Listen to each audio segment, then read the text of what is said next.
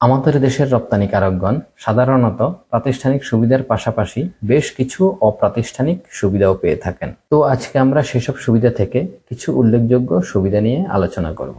আমাদের লিস্টে সর্বপ্রথম যেটি আছে সেটা হলো ক্যাশ ইনসেনটিভ। আশা করি এই ব্যাপারটা আপনারা অনেকেই জানেন যে রপ্তানিকারকরা তাদের বিভিন্ন ধরনের পণ্য রপ্তানির উপর সরকার থেকে বেশ কিছু ক্যাশ ইনসেনটিভ বা নগদ সহায়তা পেয়ে থাকেন। সর্বশেষ আপডেট অনুযায়ী আমাদের দেশে এখন সর্বমোট 43টি পণ্যের উপর এই ক্যাশ ইনসেনটিভটা দেওয়া হয়। তার ভিতরে বিভিন্ন সেক্টরেরই প্রোডাক্ট আছে।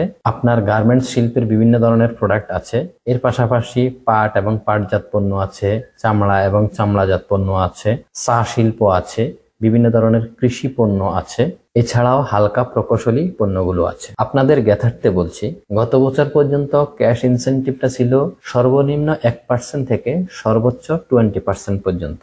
বাট দুঃখের বিষয়, এই বছর নতুন করে হালনাগাদ করা হয়েছে, অর্থাৎ 2024 এবং 2025 অর্থ বছরের জন্য ক্যাশ ইনসেনটিভটি গভর্নমেন্ট থেকে দেওয়া হয়েছে সর্বনিম্ন 0.30% থেকে সর্বোচ্চ 10% পর্যন্ত।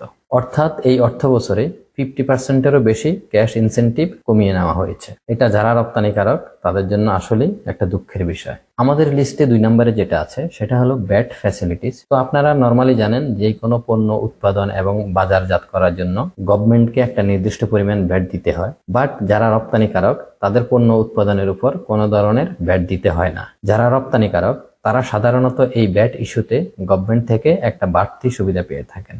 আমাদের লিস্টের 3 নম্বরে যেটা আছে সেটা হলো সিআইপি ফ্যাসিলিটিস।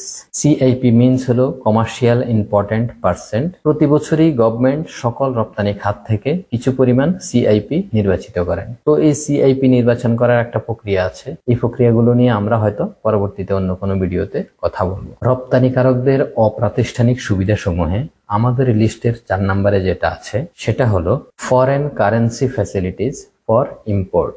অর্থাৎ রপ্তানিকারকরা ইম্পোর্টের ক্ষেত্রে ফরেন কারেন্সির ব্যাপারে আলাদা অগ্রাধিকার পেয়ে থাকেন। আপনারা খুব ভালোভাবেই অবগত আছেন, গত কয়েক বছর থেকে ইভেন এখন পর্যন্ত আমাদের দেশে ইম্পোর্টের ক্ষেত্রে কিন্তু একটু কারেন্সির সমস্যা আছে। ডলার ক্রাইসিসের কারণে ছোটখাটো ইম্পোর্টাররা যারা আছেন তারা কিন্তু নিয়মিতভাবে এলসি ওপেন করতে পারছেন না। সো এই ক্ষেত্রে যারা এক্সপোর্ট করেন তাদেরকে আলাদা একটা ফ্যাসিলিটি দেওয়া হয়। যারা নিয়মিত এক্সপোর্ট করেন তাদের যে কোনো ধরনের কাঁচামাল, ক্যাপিটাল মেশিনারিজ এবং বিভিন্ন ধরনের যন্ত্রপাতি ইম্পোর্টের ক্ষেত্রে তাদেরকে একটা আলাদা ফ্যাসিলিটি দেওয়া হয়।